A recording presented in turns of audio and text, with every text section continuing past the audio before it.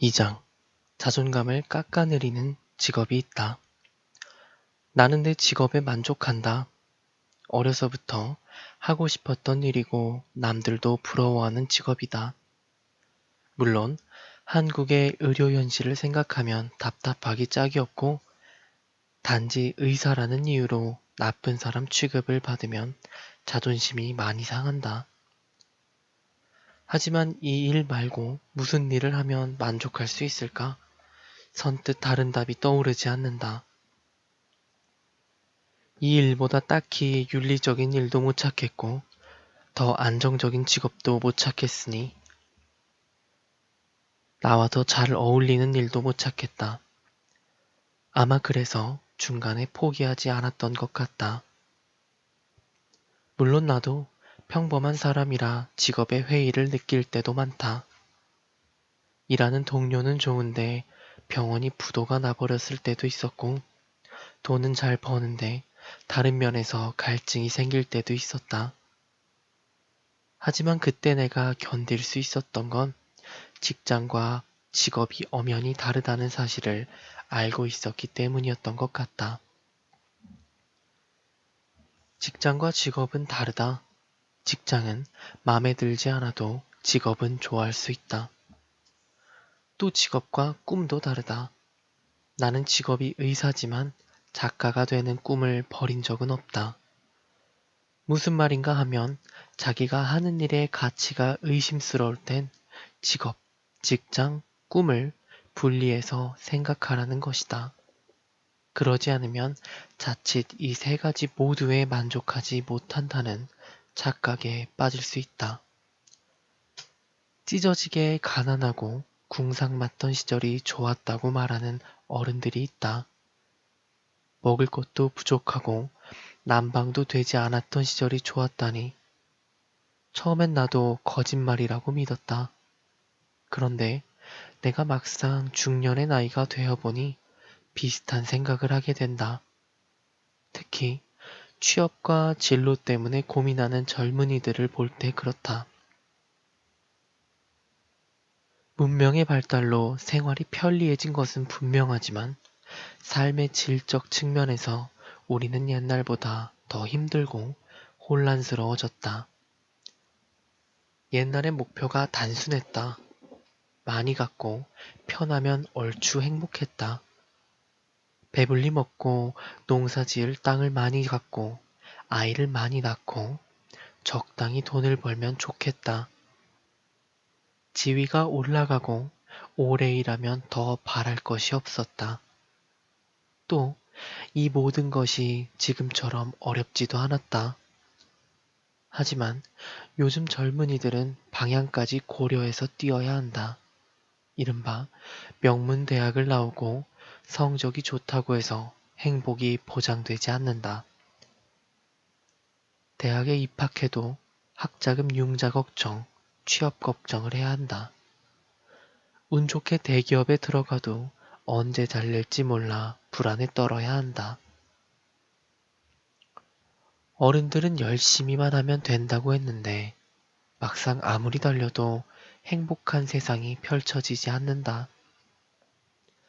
이러니 당연히 자신이 뛰고 있는 방향에 대해 의구심을 갖게 된다. 이 길이 과연 내가 생각했던 그 길인가? 여기서 이 일을 하는 게 어떤 의미가 있을까? 자꾸 질문하게 된다. 과거엔 중년을 넘어야 비로소 품었던 의문을 요즘 청년 시절부터 갖게 된다. 누구나 그렇게 산다거나 지금 충분히 잘하고 있다는 위로, 가족이 있지 않느냐는 말로 위안을 얻는 데에도 한계가 있다. 우리는 혼란스러운 시대에 살고 있다. 월급을 수십 년 모아도 집을 살 수 없는 세상. 열심히 준비해도 원하는 직장에 취업하기 힘든 세상. 매뉴얼대로 일해도 부사장 한마디에 비행기를 돌리는 세상에 살고 있다. 나는 누구인가? 지금 여긴 어딘가? 과연 이 일을 꼭 해야 하는가? 하는 의문이 떠나지 않는다. 요즘엔 대학 졸업반의 청년부터 중장년에 이르기까지 진로 고민에 빠져 있다. 이 직업 좋아요. 이거 해보세요. 하고 자신있게 권하는 사람을 찾아볼 수 없다. 사회적으로 꽤 인정받고 안정됐다는 의사지망생들도 다르지 않다. 가끔 만나는 학생들은 노골적으로 묻는다. 정신과 의사가 적성에 잘 맞나요? 수입은 얼마나 돼요? 선택에 후회는 없으세요? 라고 대놓고 하는 질문이 부담스럽기도 하지만 그렇게 물어야만 하는 현실도 어느 정도 이해는 된다. 경제적으로 안정된 직종이라고 해서 힘든 의대 생활을 견뎠는데 파산 신청 1위가 의사라고 하니 혼란이 올 만도 하다. 법 쪽에도 크게 다르지는 않은 것 같다. 수년 준비 끝에 겨우 고시를 통과해도 막상 취직이 되지 않는 변호사들이 수두룩하다니 말이다. 과거엔 19이 되면 대략적인 직업이 정해졌다.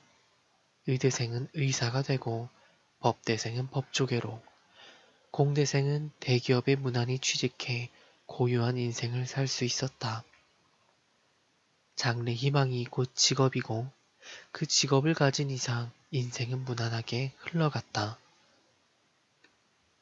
하지만 지금은 그 경계가 무너졌다. 전문직과 비전문직이 구분이 안 된다.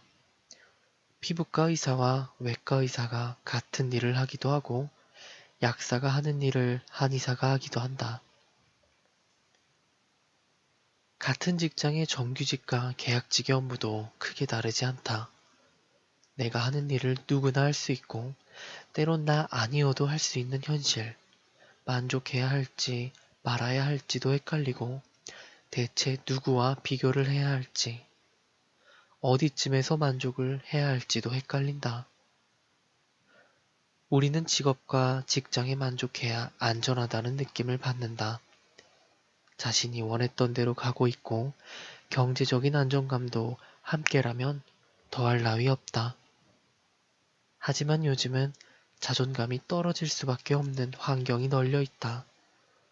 자신의 선택에 회의가 들고 능력 부족이나 자괴감에 시달리게 하는 환경이 수두룩하다. 개인 탓이 아니라 사회적 환경이나 제도가 만들어낸 것이 많은데 애먼 자기 탓과 죄책감에 빠져드는 사람도 많다. 이 중에서도 유독 자존감이 떨어지는 직업군이 있다. 첫 번째는 계약직과 비정규직이다. 계약이라는 단어가 들어가서 좋은 의미로 쓰이는 경우는 거의 없다. 계약 결혼, 계약 커플, 계약직 모두가 씁쓸한 여운을 남긴다. 직원은 직원인데 언제 계약이 해지될지 모르는 사람들, 정규직이 아닌 이들이 느끼는 불안감과 스트레스는 상상을 뛰어넘는다. 외부 상황도 상황이지만 계약직 스스로 느끼는 감정도 매우 치명적이다.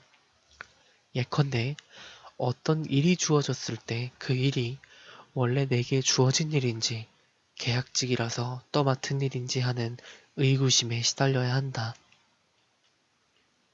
정규직 교사는 겨울방학이 휴식이지만 비정규직 교사들은 구직 활동을 시작해야 하는 시기다. 제 아무리 강한 사람도 자괴감이 들 수밖에 없는 환경이다. 두 번째는 워킹맘이다. 밖에서 일하는 엄마들이라면 누구나 상처가 있다. 아이를 두고 출근하는 첫날 많은 엄마들이 눈물을 흘린다. 사회활동을 하는 엄마가 더 멋지다고 다짐해보지만 아이를 잊고 마음 편히 일에만 매달리는 엄마는 흔하지 않다. 또 막상 일에만 집중하면 죄책감에 시달리기도 한다. 아무렇지도 않으면 난 좋은 엄마가 아닌가 하는 생각도 든다. 게다가 대다수 워킹맘들은 퇴근 후 집안일도 하고 있다. 심신이 지쳐가는데 자신의 직업과 처지의 가치를 느끼기란 쉽지 않다. 세 번째는 전업주부다. 자존감이 저하되어 있기는 주부들도 마찬가지다. 사회에서 말로는 육아와 가사를 하는 전업주부의 역할이 웬만한 직장 남성의 역할만큼 중요하다고들 하지만 막상 주부를 대하는 시선은 편견투성이이다. 직장에 다니다가 주부가 된 경우는 더 심하다. 주부로선 내가 이렇게 살려고 대학 졸업하고 그렇게 열심히 일했나? 라는 생각이 수시로 든다. 게다가 회사에서 인정받고 맡은 일을 처리하던 때와 비교해보면 집에 있는 자신의 상황에 애착이 생기지 않는다. 직장은 힘든 만큼 월급이라는 보상이라도 있지. 주부에겐 그 알량한 돈마저 뛰어넘을 보상이 없다. 네 번째는 감정 노동자다. 이들 대다수는 깔끔한 옷을 차려입고 늘 미소를 띄어야 한다. 승무원, 은행원, 안내원, 판매직, 상담원 등은 보이는 모습 이면에 엄청난 고뇌를 안고 산다.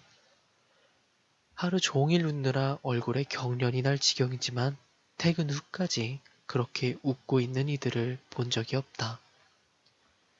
다섯 번째는 동료의 사직을 바라보는 직장인이다. 취업준비생들이 가장 원하는 것은 직장이지만 직장인들이 가장 원하는 것은 사직이다. 남의 눈치 보지 않고 상관의 잔소리를 듣지 않고 살아가는 것은 어느새 직장인들의 꿈이 되었다. 그래서 동료가 사직서를 내면 마음 한쪽에서 부러움과 자괴감이 고개를 든다. 여섯 번째는 수험생과 대학생, 그리고 취업준비생이다. 이들이 힘든 시기를 견딜 수 있는 건 희망 때문이다. 언젠간 이 생활이 해피엔딩으로 끝나리라는 기대로 하루하루를 보낸다. 그런데 번번이 원하는 성적을 받지 못하거나 시험에서 떨어지는 사람들은 좌절감이 극에 달해 있다. 마음 고쳐먹고 도전하는 것도 한두 번이지 성공 경험이 지체될수록 희망은 절망으로 대체된다. 일곱 번째는 전문직이다. 많은 사람들이 부러워하지만 이들의 스트레스도 만만치 않다. 의사, 변호사, 회계사들은 대다수가 경무에 시달리고 정년도 없다. 다양한 직업을 가져보지 못한 사람이 많아서 무엇이 좋은지, 무엇을 요구해야 하는지도 모른 채 사는 사람도 많다. 일할 수 있을 때 일하고 돈이라도 많이 버는 것이 행복이려니 하고 살아가는 전문직 종사자가 꽤 많다. 많은 직업들이 직장에서의 상황 때문에 자존감에 영향을 받는다. 앞서 소개한 직종에 있는 사람들은 상황이 더 심각하다. 이때 절대 잊어서는 안 되는 것이 직장은 낭만적인 곳이 아니라는 사실이다. 직장은 힘든 곳이다. 그래서 월급을 준다. 그것도 날짜를 정해놓고 규칙적으로 준다. 안 그러면 남아있을 사람이 없기 때문이다. 직장이 그렇게 달콤한 곳이고 가치 있는 곳이라면 우리에게 돈을 줄 리 없다. 미안하니까 나가지 말라고 돈을 쥐어준다. 물론 행복을 안겨줄 때도 있다. 힘들 때마다 힘이 되어주는 동료도 직장에 있다. 하지만 그런 일은 일시적이라 궁극적인 행복과는 거리가 멀다. 조금 심하게 말해 직장은 우릴 이용하고 힘들게 하고 화도 나게 한다. 그래서 직장은 우리에게 미안해한다. 잘못했다며 한 달에 한 번씩 합의금을 준다. 월급은 이만큼 줄 테니 부디 참아주세요. 당신의 시간을 이만큼 내가 썼으니 이걸로 대신하세요. 라는 뜻의 위로금이다. 내담자 중에는 직장 생활에 환상을 가진 사람들이 많다. 짐작컨대 힘든 취업 경쟁에서 살아남기 위한 자기 최면도 작용한 것 같다. 이들이 갖는 환상은 직장은 꿈을 이루어주는 곳, 멋진 커리어우먼, 자아를 실현할 수 있는 곳, 아름다운 인간 드라마가 있는 곳이다. 단언하는데 그런 일은 벌어지지 않는다. 얼마 전 인기를 얻었던 미생처럼 직장 생활을 비교적 잘 다룬 드라마도 비현실적이긴 마찬가지다. 불의에 맞서고 인간적이기까지 한 과장은 현실에서는 사장까지 가기 어렵다. 꿈, 성장, 자아실현, 가족 같은 분위기는 죄다 사장들이 꾸며낸 환상이다. 직장은 일을 끊임없이 시키고 그 대가를 쥐꼬리만큼 쥐어주고 생색이나 내는 곳일 뿐이다. 그러니 부디 직장에서 자존감을 시험하지 말 일이다. 나는 대한민국의 직장인들이 직장과 직업, 꿈을 좀 더 명확하게 구분했으면 한다. 나처럼 직업에는 만족하지만 근무하는 직장에는 불만이 있을 수 있다. 반대로 직업은 별로지만 지금 일하는 직장은 좋을 수도 있다. 그러나 직장과 인생은 분리해야 한다. 우리는 직장에 출근하기 위해서 사는 게 아니기 때문이다. 직장이 우리 삶의 전체는 아니다. 직장에 마음이 들지 않는다고 해서 현재 자신의 인생까지 불만족스럽게 만들어서는 안 된다. 회사에서 조금 잘 나간다고 타인의 자존심을 함부로 짓밟아서는 안 되는 것과 같다. 우리는 직장에 출근하기 위해서가 아니라 퇴근 이후의 삶을 위해 살아간다. 퇴근 이후의 삶도 엄연한 인생이고 주말도 중요하다. 근무 시간에 받은 스트레스를 집에까지 안고 오거나 못다한 회사 업무를 갖고 올 필요도 없다. 직장에 대해 오래 고민한다고 일이 해결하지도 않는다. 직장은 직장이다. 우리는 직장에 너무 많은 의미를 부여한다. 가끔은 직장에서 떨어져 머리를 완전히 비워야 할 때도 있다. 네, 지금까지 자존감을 깎아내리는 직업이 있다. 2장 읽었습니다. 읽으면서 좀 씁쓸하네요. 다들 사람들 제각각 꿈 갖고 노력을 하는 건데 취업준비생들은 취업하고 원하는 직업도 얻고 했는데 결국에 취직을 하면 그렇게 원하는 직장이었는데도 후회를 하고 퇴사를 하더라고요. 그들에겐 꿈인데 꿈을 이뤘는데도 뭔가 혼란스러운 게 있나 봐요. 문득 그런 생각이 들었어요. 아, 뭔가 하고 싶지 않은 일을 하는데도 실패를 하는데 그러면 하고 싶은 일을 하는 게 훨씬 더 이득 아닐까. 하지만 우리나라 사회는 그렇게 하고 싶은 것에 대해 가능성을 열어두는 사회는 아닌 것 같아요. 하고 싶은 것을 하기 위해서는 인생의 위험을 감수해야 되는 부분이 너무 많아서요. 아마 저 같은 생각을 하시는 분들 많을 거예요. 다들 참고 사시죠? 정말 대단하게 생활하고 있는 거예요, 다들. 오늘도 잘 참으셨어요. 내일도 화이팅 하시고요. 모두 오늘도 수고 많으셨습니다. 잘 자요.